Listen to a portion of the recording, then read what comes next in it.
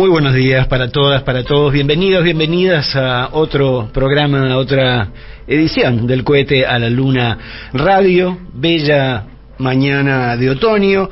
Y supongo que aquellos madrugadores y madrugadoras que hayan podido pispear la edición digital del Cohete a la Luna habrán advertido que el artículo principale de questa domenica, scritto da Orazio Berbisconi, si chiama Il capo si è arrabbiato. ¿Quién es el capo y por qué se calentó? El patrón, Mauricio Macri. Y está furioso. Está furioso porque después de 20 años de trabajar a diario con Horacio Rodríguez Larreta, descubrió que no lo conoce. ¿Ah, no? No. Y la historia que tienen ellos es muy antigua, ¿no? Formaron la fórmula para el gobierno de la capital federal en 2003. Uh-huh. Ahí perdieron con Aníbal Ibarra y Jorge Tellerman. Y digamos, la ciudad autónoma ha sido la base de un proyecto de poder y con proyección al resto del país. Pero bueno, eso es un pasado remoto. 20 años, como dice el tango, es nada. Hoy Ibarra es perdón. Salud. Ibarra es uno de los abogados defensores del senador Scarparrilli en uno de los juicios que le siguen al kirchnerismo, en el hostigamiento judicial al kirchnerismo. Y Tellerman es funcionario de Rodríguez Larreta en el área cultural, que es lo que a él le gusta, por otra parte, ¿no? Ahora, bueno, Macri volvió a intentarlo con éxito en 2007, con María Vidal como candidata a vicegobernadora, y en 2011 con Gabriela Michetti, que fue la fórmula que después repitió en el año 15 para la presidencia. Ahora, ya entonces bajo la influencia de Rodríguez Larreta, que durante los 8 años transcurridos fue su jefe de gabinete y además su sucesor. Y cuando se discutía la sucesión, Macri apoyó a Rodríguez Larreta contra Michetti. Uh-huh. Y bueno, lo que pasa es que el mandato de Rodríguez Larreta concluye este año y ya no tiene posibilidad de reelección. No.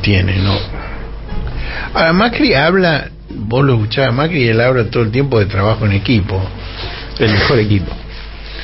Y la verdad que viéndolo a él, no te da una idea de trabajo en equipo, sino de un enorme personalismo, de un patrón que no está dispuesto a que lo contradigan.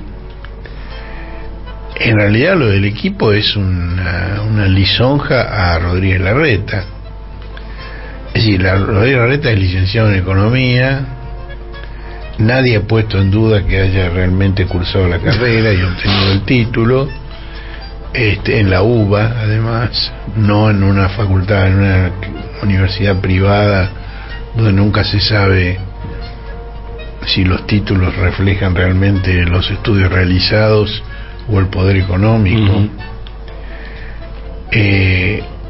Y desde muy joven él se dedicó a construir la apuesta en la que ahora está empeñado por medio de una organización que llamó Grupo Sofía, formada por jóvenes profesionales que él conducía, que se dedicaban a realizar estudios sobre distintos temas y a formular planes para cuando llegara el día, porque digamos desde el día 1 de la creación del Grupo Sofía, Rodríguez Larreta tenía el propósito de ser presidente. Y es un proyecto de largo plazo. Ahora, en esos equipos estaba María Vidal, por ejemplo. Ahora, antes de encontrarse con Rodríguez Larreta, Macri era otra persona. Yo no sé si ustedes recuerdan que en febrero del 2002, cuando él decidió lanzarse a la política, ¿Él, hablas de Macri ahora? Sí. Presentó una plataforma política, pero lo hizo de una forma realmente muy curiosa. No la presentó ni en una universidad, ni en un sindicato, ni en un club, ni en un estadio. Lo presentó en la fragata Sarmiento, que estaba anclada en el puerto, y el auditorio era el jefe de Estado Mayor de la Armada, almirante Joaquín Estela, y su plana mayor. No me acuerdo. Y Macri llegó allí en compañía de Vicente Mazot, ideólogo de la ultraderecha prodictatorial y, según propia confesión, habitó de la ESMA cuando era el mayor campo de concentración de la capital, y amigo de todas las oficiales jóvenes que luego fueron procesados por crímenes de lesa humanidad. Y ahí en la fragata presentaron una plataforma que se llamaba Visión 2010. Esto era en el 2002, que fue elaborado en forma conjunta por una fundación que llamaba Creer y Crecer, que dirigía el empresario colombiano Francisco de Narváez, y ahí trabajaba Vidal, y por la consultora estadounidense Booz Allen and Hamilton. Mira vos. Del equipo de Macri participaba también Gustavo Ferrari, gerente de las empresas de Francisco de Narváez, y al mismo tiempo nexo con el Opus Dei y con la Embajada de Estados Unidos. Bueno, el apuro de Macri por esa presentación fue tan grande que ni siquiera supervisaron la traducción del documento al castellano. Y entonces habla de clústeres de empresas por racimos y de reino de la ley. El reino de la ley, ¿qué es el reino de la ley? Bueno, es una traducción macarrónica del rule of law, que es la denominación anglosajona del Estado de Derecho. No es reino de la ley, es Estado de Derecho. Bueno, en ese año, en 2003, Macri todavía lucía su bigote mercurial. Mercurial no de Mercurio, sino de Freddie Mercury. Exactamente. Y Rodríguez Larreta no podía lustrarse la calva porque tenía algunos pelos que estorbaban la operación todavía. Y la marca electoral se llamó Compromiso por el Cambio. Bueno, en ese momento, yo tengo el recuerdo, Macri me vino a ver, me dejó el documento, por eso lo conozco, y me dijo que me tenía que pedir una cosa. ¿Qué me quieres pedir? Que me des tiempo, que esperes a ver y que no me condenes por mi padre.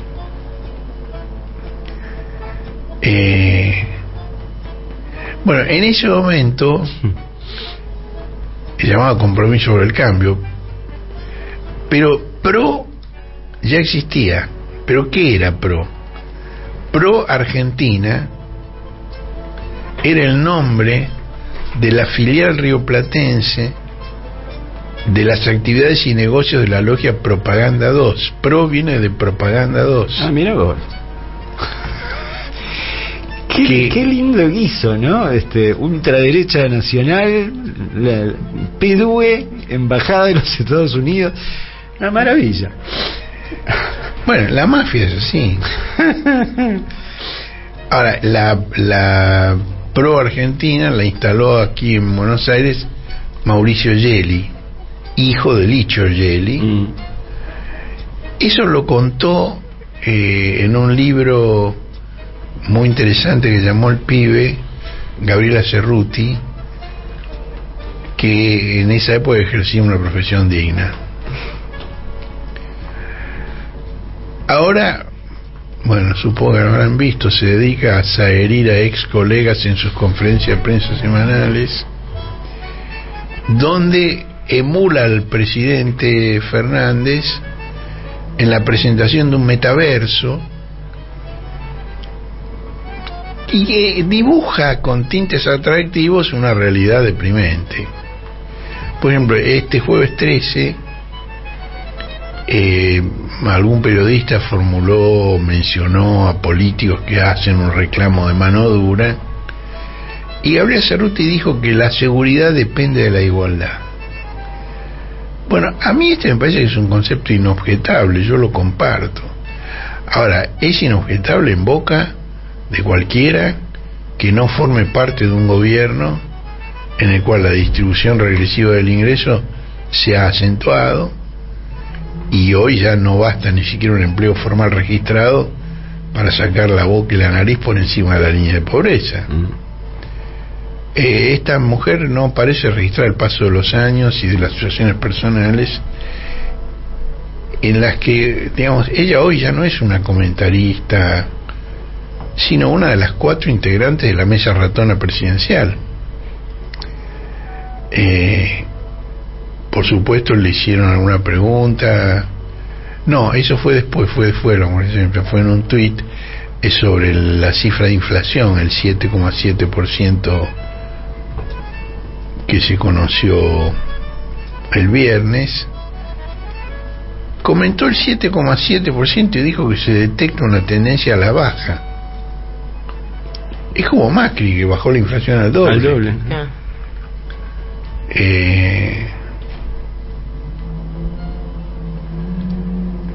Bueno, el presidente adelgazó varios kilos y sonríe con más frecuencia que lo habitual. Aparece sonriente todo el tiempo y uno se pregunta ¿de qué se ríe? ¿Qué es lo que le provoca eso? Se está contagiando de Tolosa Paz. Sí, eso puede ser. La frecuentación de la chica plástica puede ser que produzca ese efecto. Digamos, porque ese tic puede ser contagioso, es verdad. Ahora, es tan difícil de entender como la sorpresa del Calabres ante la decisión de Rodríguez Larreta de aplicar la ley electoral que manda elegir los candidatos locales con el sistema de boleta única. Ahora, está por ver, si a mí me produce mucha curiosidad, y supongo a ustedes también, si esta reacción exasperada de Macri es solo un desahogo de quien se sintió burlado por quien consideraba una pieza propia en el tablero de las grandes decisiones, o si en realidad preanuncia actitudes rupturistas que por ahora todos niegan. Ahora, Rodríguez Larreta fue espiado en su intimidad por los servicios de inteligencia que manejaba Macri, forzado a blanquear una circunstancia personal que acabó con su matrimonio. Realmente habría debido tener sangre de pato para fingir que todo seguía bien. La conservó durante bastante tiempo, digamos. Bueno, pero es que ahí hay características de Rodríguez Larreta. Digamos, Rodríguez Larreta es un tiempista, es un tipo que mide cuidadosamente cada paso, que no reacciona por impulsos. Por ejemplo, él se presenta permanentemente como un moderado que busca acuerdos y consensos. Ahora, a pesar de eso, él toma decisiones fuertes. Por ejemplo, lo que pasó con el ministro de Seguridad, Marcelo D'Alessandro, cuando se difundieron los pormenores del viaje, la farra esa que hicieron en Lago Escondido de Joe Louis, por invitación del Grupo Clarín, junto con jueces federales, con prenseros, con agentes de inteligencia. Quienes se han seguido la nota del cohete saben que desde el primer momento la decisión de Rodríguez Larreta fue separar del gobierno a D'Alessandro, pero lo hizo en cámara lenta. Es decir, primero le otorgó una licencia que D'Alessandro no había pedido, y el jefe de gabinete, Felipe Miguel, quedó a cargo del ministerio. Ahora, cuando el tema salió de la atención pública, antes de que vencieran los 3 meses, le aceptó la renuncia que el Tano no había presentado. Es decir, le dio una licencia que no pidió y le aceptó una renuncia que no presentó. Por supuesto, cada vez con elogios a lo eficiente que es, a todas las cosas maravillosas que hizo, y repudiando la intromisión en su intimidad. Él, digamos, su planteo, eso de la necesidad de constituir una... yo no estoy seguro de que estas posiciones expresen realmente las convicciones de Rodríguez Larreta o las conveniencias en un determinado momento. Es decir, él primero tiene que ganar la interna de Juntos por el Cambio para ser candidato. Y evidentemente hay un corrimiento a la derecha del cual nadie queda excluido. Bueno, Macri y todos sus partidarios respondieron al desdoblamiento electoral apelando a valores y principios. Bueno, Patricia Bullrich, que realmente tiene la intrepidez de la ignorancia, puso un tuit que dijo: es muy simple. Todo es simple. Todo es muy simple para ella. Todo es muy simple, como era para Macri. Corto todo el 20%, ya está. Como era para Macri bajar la inflación. Exacto. Corto todo el 20%, dice. Sí. Claro, la última vez que fue gobierno, bajó la penúltima vez, no cortó 20%, sino 13%, pero no todo.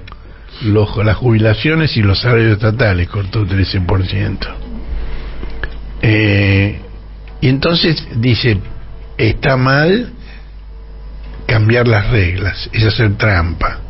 La coherencia y la convicción son los valores que defendemos. Hoy él manipuló las reglas electorales en la ciudad de Buenos Aires a 4 meses de las elecciones. Y pidió licencia como presidenta del PRO. Ahora, eso es una medida prudente de ella, porque la Inspección General de Justicia acaba de denunciar la fundación que ella utilizaba como pantalla para recaudar fondos y financiar gastos de campaña, cosa que la ley prohíbe. Ahora, con una confianza en los jueces muy significativa y muy comprensible, por cierto, en lugar de responder a los cargos, es decir, realmente la denuncia de la Inspección General de Justicia ha sido muy documentada, de qué gastos se pagaban con los fondos recaudados en esa fundación, que no tienen nada que ver con los objetivos de la fundación, son solamente la campaña de Patricia Bullrich. En cambio de responder a los cargos, decir esto no es así o esto es asá, lo que hizo es una denuncia penal contra el denunciante, contra el inspector general Ricardo Nissen. Pero lo lindo es la presentación, la justificación de por qué lo denuncia, ¿no? Por perseguir a la principal figura opositora, que soy yo. Por eso. No, sí, tiene un ego. En una actividad donde, digamos, en general los políticos lo tienen muy desarrollado, pero ella descuella en eso también. Además dijo que Nissen fue abogado de Cristina, cosa que no es cierta. Nissen nunca fue abogado de Cristina.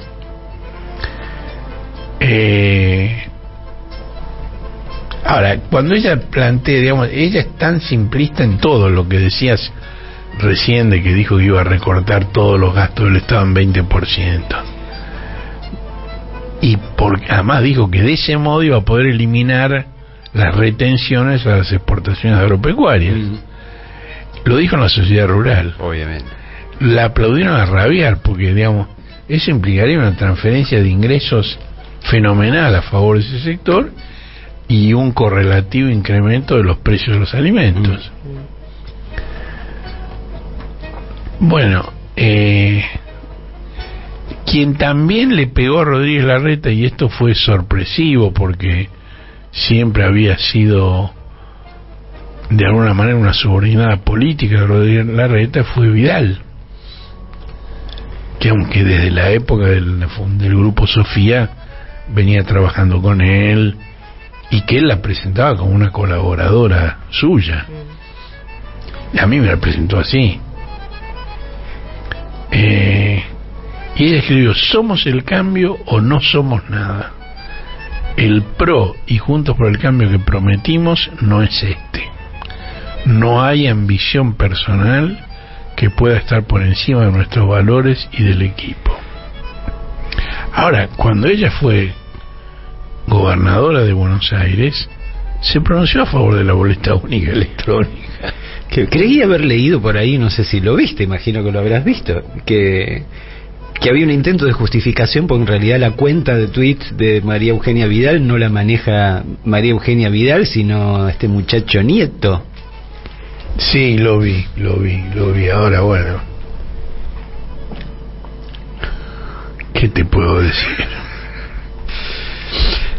Y Nieto, como es muy joven, no se acordaba que ella apoyaba la boleta electrónica. Ahora, la relación de Vidal con Rodríguez Larreta se agrietó en 2021. ¿Ustedes se acuerdan de la investigación que hicimos sobre el piso en la Recoleta que Vidal compró con fondos de origen desconocido? Uh-huh. Bueno, cuando le preguntaron por el tema, Rodríguez Larreta dijo: no sé cómo lo financió, habrá que ver en su declaración jurada. Se desmarcó absolutamente. La justicia no se apuró a investigarlo, pero la imagen de la hada buena se fumó para siempre, por más que volviera a ser orgullosamente porteña luego de varios años de orgullo bonaerense. Y la ex vice Michetti recordó que en 2015, cuando ella disputó la candidatura a jefa de gobierno, Rodríguez Larreta dijo que no había tiempo para implementar ese sistema, y entonces cuestionó el cambio de reglas en año electoral. Bueno, Macri en ese momento, digamos, apoyó a Rodríguez Larreta y después a ella le dio el caramelo de la vicepresidencia. Michetti aclaró que ella es partidaria de la boleta única, pero no de su oportunidad. Y Macri también se enreda con su propio historial, porque desde la presidencia defendió exactamente lo contrario, con tanta convicción como ahora. ¿Tenés ahí la frase de Macri sobre el voto electrónico? Proponemos a todo el mundo terminar con un sistema tramposo, con un sistema que lo que hace es dificultar a aquel que quiere hacer política, porque requiere solamente para las boletas una cantidad de recursos ilimitados, porque hay que tener 7-8 veces la cantidad de boletas, 7-8 veces el padrón en boletas por el tema de los robos. Le proponemos un sistema moderno, rápido, más seguro, que va a costarle cero para el que quiera hacer política. Y encuentro que algunos todavía quieren seguir en la pequeñez de que en su sistema, ¿verdad?, qué ventajita pueden sacar. Que no es el caso de Santa Fe, que ya tenía una boleta única que daba por tierra un montón de esas dificultades. Entonces yo les pido que entendamos que se acabó la Argentina de la trampa, se acabó la Argentina de la corrupción, sea una obra, en un voto, en lo que sea. O sea, queremos una Argentina en la cual las cosas estén sobre la mesa.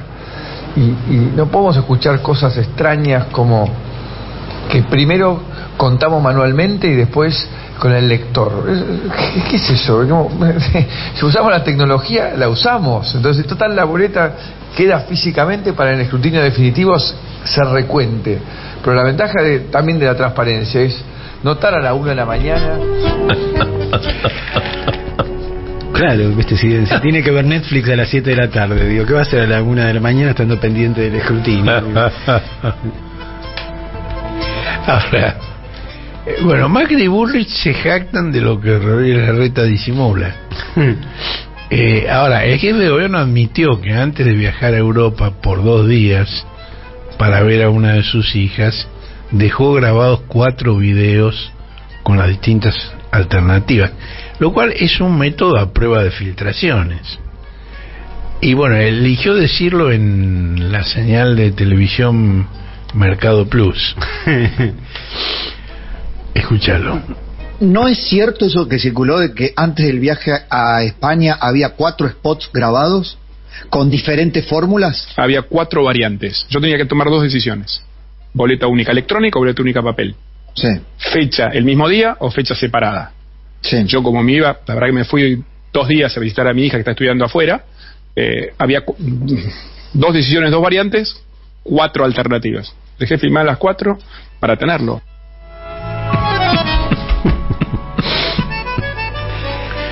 Se acabó la trampa, como dice Macri. Es que ya debe estar curado de espanto, pobre hombre. Son notables realmente. Ahora, este método soft que practica Rodríguez Larreta, que tiene alguna influencia del Felipe Solismo. ¿Se acuerdan? Sí. Dios, sabe hacerse pelotudo, pero no hay que creer que lo sea en ninguno de los 2 casos, ni con Felipe ni con... Fingir demencia, como dice mi compañera. Bueno, ahora, ese método soft no es menos efectivo que el enfoque duro de Macri y de Bullrich. En diciembre del 2021, Rodríguez Larreta designó como ministro de su gabinete al intendente de Vicente López. La publicidad electoral del intendente, mira cómo lo presentaba.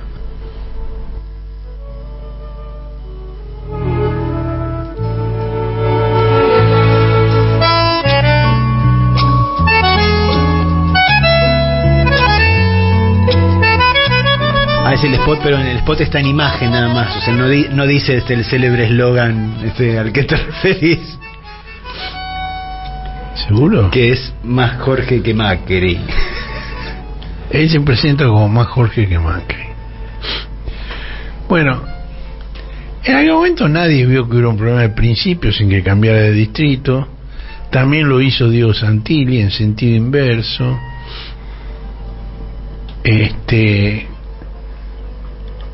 Y bueno, este desembarco en la capital del primo inteligente de Macri fue una concesión al expresidente, que ya entonces imaginaba que el apellido encabezara la boleta electoral de Juntos por el Cambio en la ciudad. Es decir, Macri lo planteó y Larreta dijo sí. Más Jorge que Macri pidió licencia en Vicente López, asumió como ministro en la ciudad autónoma y presidente del Partido Justicialista en la provincia de Buenos Aires. Ahora, antes de anunciar que no sería candidato ahora recientemente, Macri le reclamó a Rodríguez Larreta, le dijo, bueno, si yo renuncio a la candidatura, pero vos apoyás a más Jorge que Macri para candidato a la gobernación de la capital. Bueno, Rodríguez Larreta aceptó teóricamente y dijo, pero no aceptó que Macri fuera el único candidato. Dijo que sería ideal que el PRO tuviera un solo candidato en la primaria porteña, pero no dijo cuál. Y hasta ahora no hizo nada para que desistieran los competidores de más Jorge que Macri, que son 2 ministros suyos, Soledad Acuña de Educación y Bernardo de Quirós de Salud. Y bueno, el desdoblamiento electoral equilibra el desnivel que hubiera implicado una boleta única en la que más Jorge que Macri fuera el único pegado al candidato presidencial de su coalición. Imagínate, Rodríguez Larreta candidato a presidente, más Jorge que Macri candidato a gobernador de la ciudad, en una sábana todo pegado. Ahora, para Mauricio Macri esto implica regalarle la capital al precandidato radical que para contribuir aún más a la confusión general es el exministro kirchnerista Martín Lustó, uno de los que en 2015 cuestionaron el sistema que ahora lo beneficia. A Lustó no le viene mal, evidentemente, pero a mí me parece que el efecto principal no es ese, sino desproteger a los libertarios, porque ninguno de esos candidatos porteños tiene el nivel de conocimiento y de adhesiones del jovato de la peluca, que construye su campaña en base a exabruptos como los de su ladera Victoria Villarruel y también de Ramiro Marra sobre el cierre de la agencia de noticias Telam. Sí, salieron esta semana a anunciarlo así alegremente, que cuando sean gobierno van a cerrar Telam, pero además Victoria Villarruel dijo que la van a cerrar porque la directora de Telam es hija de una montonera. No dijo que es una montonera, dijo es hija de una montonera, que además obviamente es una ex montonera, y nadie la ha objetado a ella como candidata a diputada por ser hija de un militar, a Victoria Villarroel. Es un argumento realmente reaccionario y estúpido, ¿no? Bueno, ha habido algunos movimientos que indican la reaparición de Ernesto Sanz. Éramos pocos. Sanz es un hombre clave, porque en el 2015 él fue el que entregó el radicalismo atado de pies y manos a Macri. Y hasta ahora no se sabe a cambio de qué.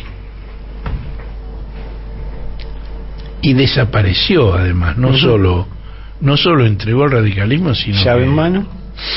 Se recluyó en Mendoza y aparece en algún momento, ahora apareció en estos días. Hay un libro de entrevistas que hizo Axel Kicillof cuando era ministro de Economía, que se llama ¿Y ahora qué?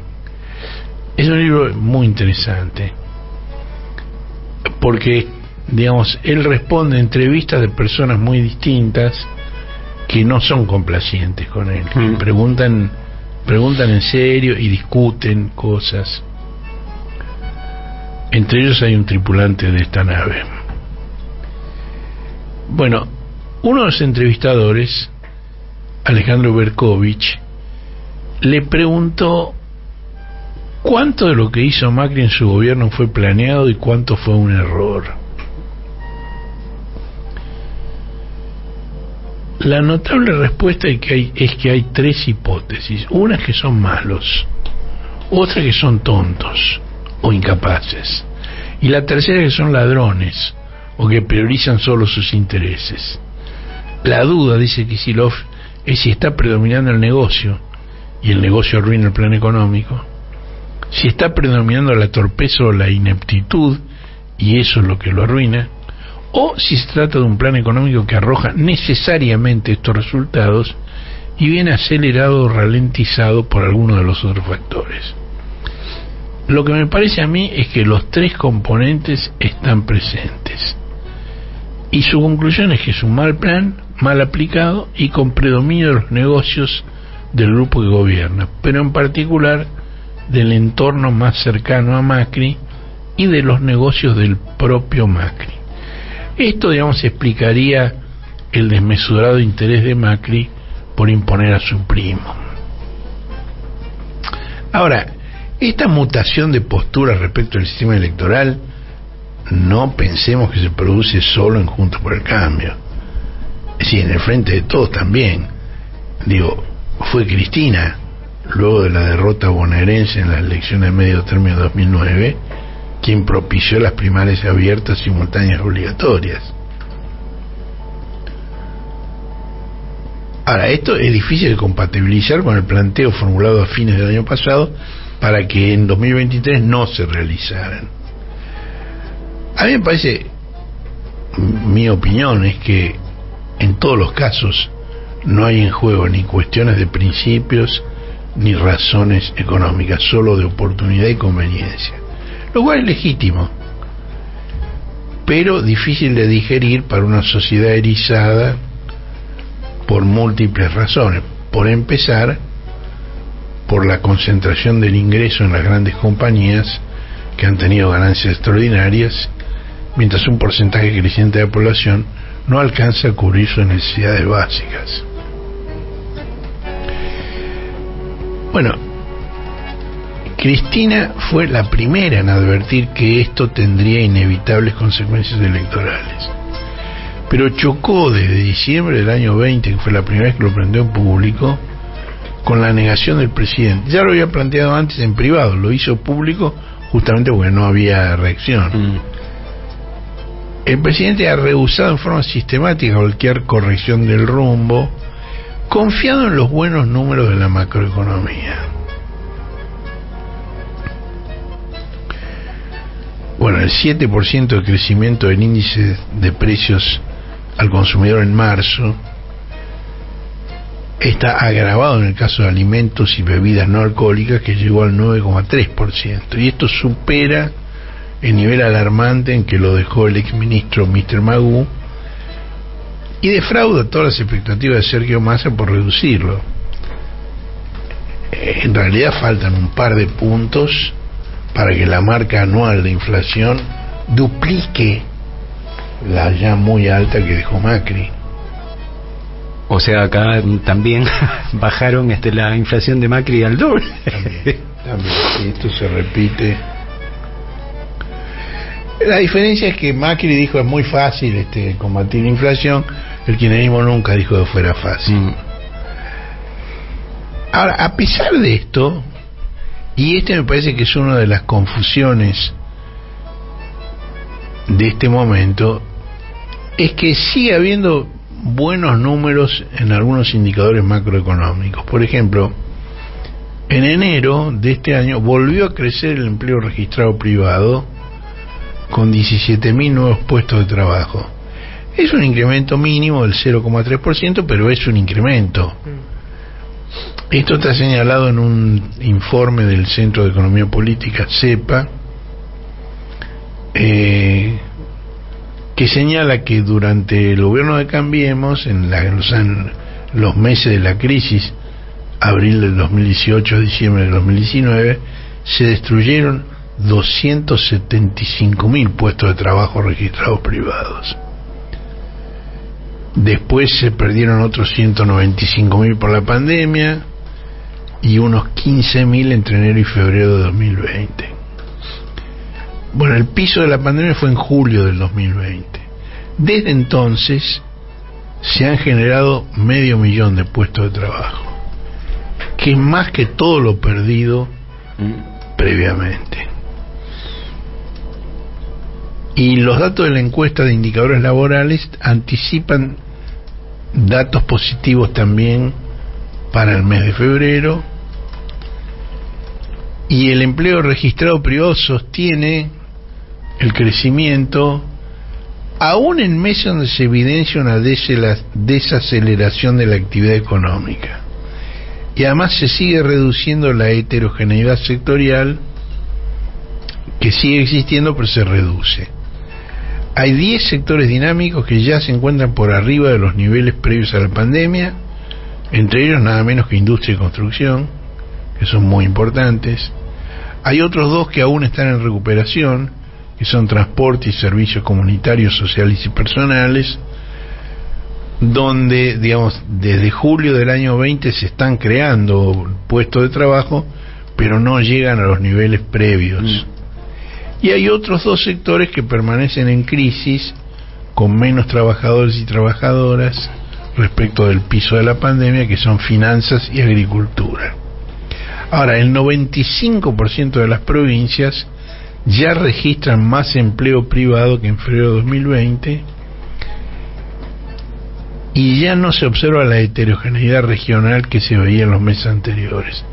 Todas las provincias, con la única excepción de Tucumán, están en niveles cercanos a los registrados antes de la pandemia. Ahora, estos son datos importantes que de alguna manera podrían explicar las sonrisas presidenciales y de su portavoza. Pero hay otros datos que también hay que computar, y es la evolución de la mediana y de la media salarial. Esto requiere una explicación, porque mediana y media suenan parecidos, pero no son lo mismo. La media es el promedio. Vos tomás desde los que más ganan hasta los que menos ganan y sacás un promedio. Es la vieja trampa estadística de el que come 2 pollos y el que no come ninguno, y la estadística dice que comieron uno cada uno. Pero la mediana es la línea que separa en mitades a la población entre los que más y los que menos ganan. De modo que la mediana es el piso de los que más ganan y el techo de los que menos ganan. A la mitad de los menos remunerados tiene la mediana como techo. Ganan eso o menos. Bueno, la mediana se retrajo en enero casi un punto porcentual, y en cambio el promedio se incrementó un 3,5%. ¿Esto qué es lo que quiere decir? Perdón por la complejidad, pero... No, es que los que más ganan más todavía, ¿no? Claro, es decir que digamos, la mitad que está por debajo de la mediana recibe incrementos de menor cuantía que el promedio.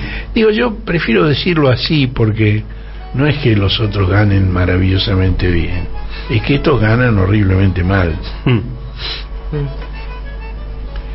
Ahora, en la página tenemos un gráfico muy significativo. Desde que asumió Alberto hasta el verano de 2021, las líneas del promedio y de la mediana salarial, siempre hablando de empleo registrado privado, digamos, los informales son otra historia mucho peor. Desde que asumió Alberto, las líneas del promedio y de la mediana eran paralelas cercanas, pero a partir del verano de 2021 empieza a producirse un clivaje, una separación entre ambas líneas. Es decir, el promedio crece más que la mediana, es decir, se acentúa la desigualdad. Ahora, este fenómeno es simultáneo. Esto explica la afirmación de Macri de que es posible un balotaje entre los cambiemitas y el rejuntado Milei. Hay un estudio reciente que muestra que los votos posibles para el tío de la peluca no solo provienen de Juntos por el Cambio, sino también del Frente de Todos, y en proporciones muy parecidas. Le muerde por partes iguales a uno y al otro. La Nación publicó una investigación muy interesante de Hugo Alconada-Mon que muestra que Milei putea contra la casta, pero la tiene adentro. La casta la tiene adentro. Aclaremos, porque en el país de Maradona hay que evitar esa confusión.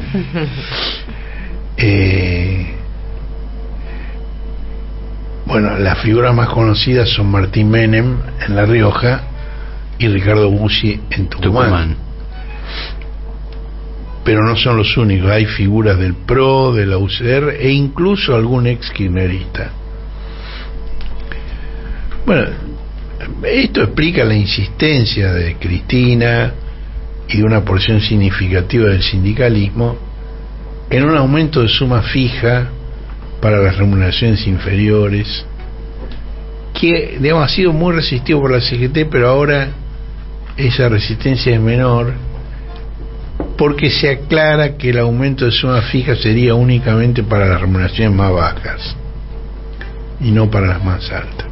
Bueno, el tema lo mencionó el secretario general de la CTA y diputado nacional del kirchnerismo, Boyaski, en la movilización del jueves frente a la Corte Suprema de Justicia, que vieron se realizó con la consigna Democracia o Mafia, y también por Máximo Kirchner en un encuentro justicialista de la sexta sesión electoral de la provincia de Buenos Aires, que se realizó en Montehermoso.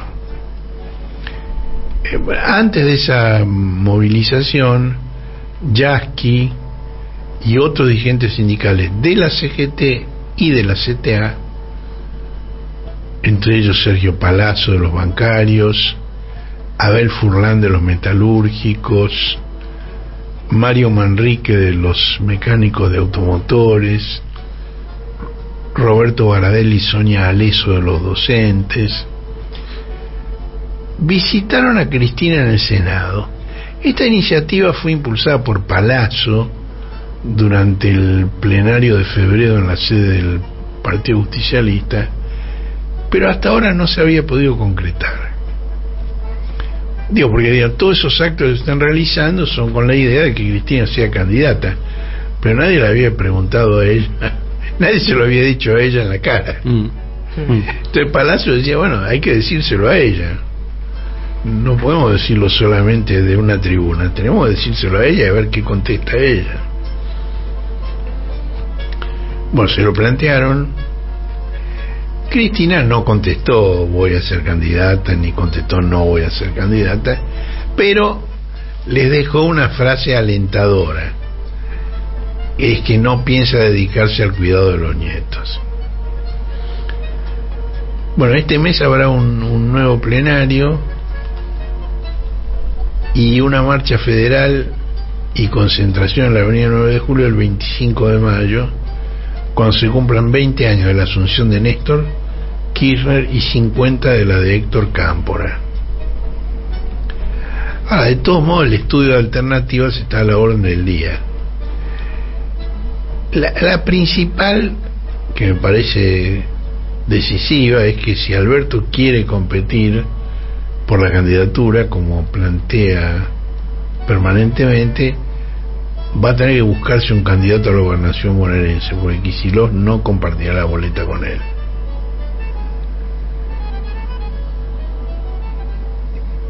Y bueno, si vos para ser candidato a presidente tenés que buscarte un candidato a gobernador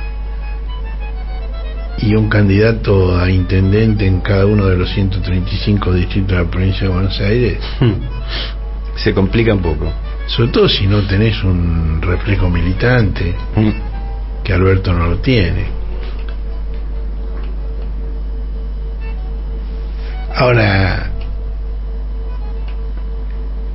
esto,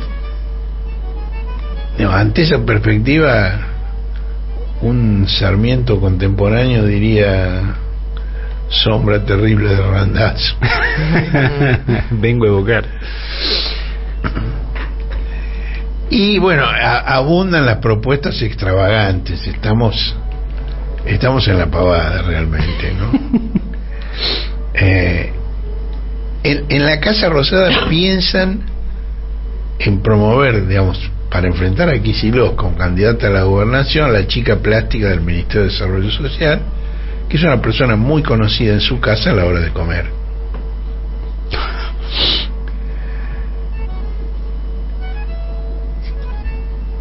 La experiencia del 2017, cuando con Randazzo como insignia Alberto obtuvo el 5,2% de la provincia de Buenos Aires, es una marca difícil de superar. El Frente Renovador no descarta que Massa pueda ser candidato en la provincia de Buenos Aires. Y una versión lanzó que Macri podría reemplazar a su primo como candidato en la capital. Y el docente Luis Delía sugirió que Alberto acompañe como candidato a vicepresidente al embajador en Brasil, Daniel Scioli. Bueno, digamos, todos se copian de Cristina, ¿no? Por un lado la critican por lo que hizo y por otro lado están todo el tiempo tratando de arar en su huella, ¿no? Ahora, a Scioli uno se pueden decir muchas cosas de Scioli, pero no tiene un pelo de tonto. Es decir, si él va a una interna, no va a ser como representante de Alberto, y por eso está en contacto permanente con Cristina y con la Cámpora.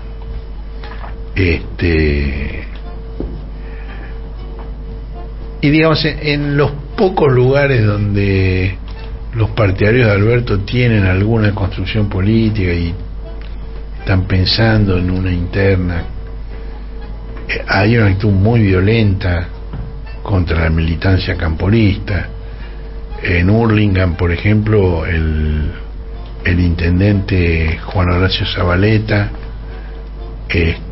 amenazó a una militante de 19 años de la Cámpora, él personalmente, y ahora la policía, a pedido del intendente, está impidiendo las panfleteadas y las pintadas de ese sector, y se producen diálogos como este, métodos de los cuales hay tristes recuerdos en la política argentina, ¿no? Uh-huh.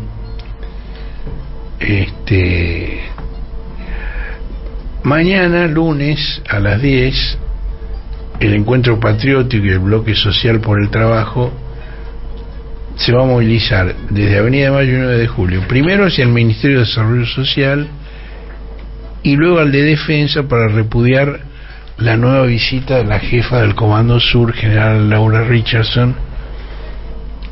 Y dice la convocatoria que Richardson ha desnudado en múltiples discursos la estrategia neocolonialista de Estados Unidos para apropiarse de los bienes comunes de nuestra patria grande, para ponerse al servicio de sus cadenas de suministro y frenar el derrumbe de su prepotencia imperial. Y dice, la reciente visita de Alberto Fernández ante Biden. Hoy hay una nota muy interesante en Infoemba de Román Lechman, que celebra que Biden está ayudando a Alberto y está ayudando a Massa, porque no quiere que termine Alberto como Alfonsino, como de la Rúa. Digo, estás en una trampa, te tienen agarrado del cogote y lo festejás. Es decir, festejás que no te aprieten más, que no te maten directamente, que te deje con el aire mínimo para sobrevivir. Eso es lo que está pasando. Y Lechman es un vocero de todo eso. Tanto de la posición de Estados Unidos, Infoemba lo es, como su nombre lo indica, como de las ilusiones del presidente Fernández al respecto, ¿no?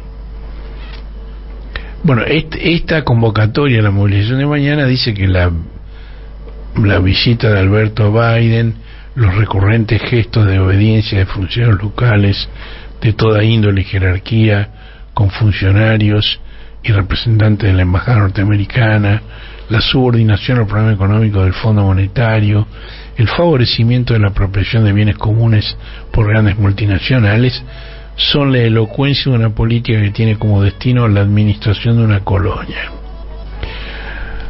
Ahora, esto, digamos, es una verdadera transversalidad política, y esto es muy inquietante. Por ejemplo, el armador político del radicalismo porteño, Emiliano Jacobiti,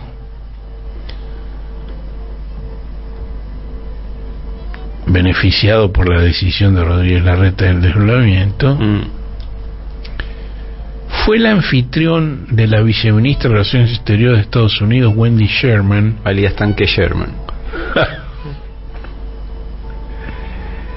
quien pronunció un extenso discurso. Jacobiti es vicerrector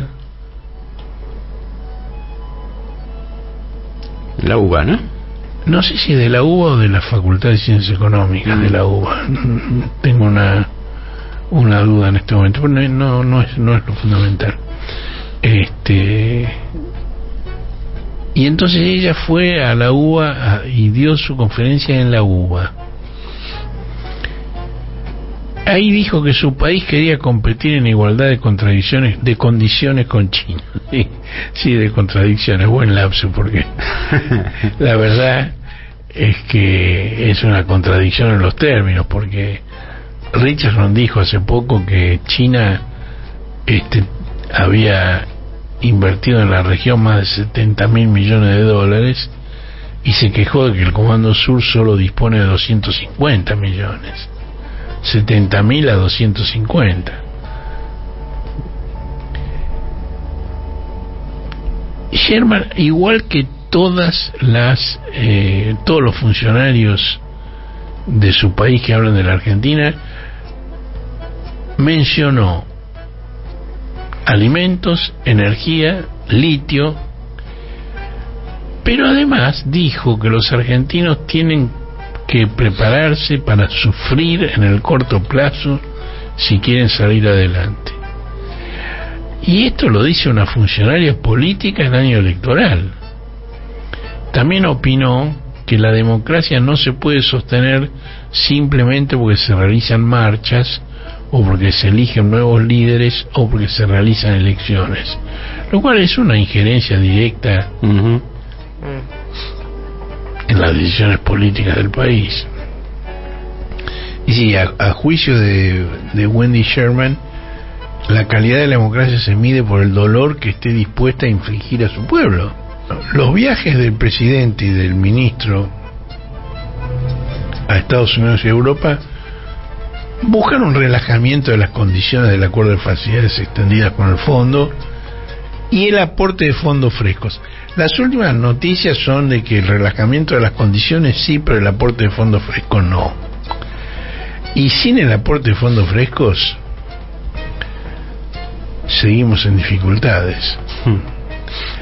Pero habría una combinación para que los fondos frescos no provengan del Fondo Monetario, sino del Banco Mundial y del Banco Interamericano de Desarrollo y del Banco Centroamericano y de otras ventanillas en las cuales atiende Biden. Massa anunció una inversión de 500 millones de dólares de un fondo soberano de Arabia Saudita. Lula está en China y allí dijo que el fondo no debía asfixiar a la Argentina, cosa que Alberto naturalmente celebró. Ahora, lo que no abunda es la reflexión sobre el sentido del acuerdo con el organismo. Es decir, el objetivo principal del acuerdo no es cobrar la deuda, sino refinanciarlas a cambio de condiciones y de concesiones cada vez crecientes sobre la política económica, que es cada día menos independiente. Y la opacidad informativa impide conocer qué es lo que se está tramando. Por ejemplo, una de las cosas que dice Infoemba es que Alberto acordó congelar todas las inversiones chinas en el país, cosa que me parece altamente improbable. Digamos, no descartaría que se lo hayan prometido a alguien, pero más difícil me parece que vayan a cumplirlo. ¿Viste el tweet de Larry Summers? No. Que dice: alguien de un país en desarrollo me dijo: lo que nosotros obtenemos de China es un aeropuerto, lo que obtenemos de los Estados Unidos es un sermón. Y es así. Lo de Richardson. 70.000 millones contra 250. Los principales líderes de la oposición rindieron examen ante la sociedad rural y ante el Consejo Interamericano del Comercio y la Producción. El cohete a la Luna Radio, un desplazamiento estelar, con Horacio Verbitsky, Marcelo Figueras y la participación de Josefina Bolis y Guillermo Hernández. Domingos de 9 a 12 por AM 530.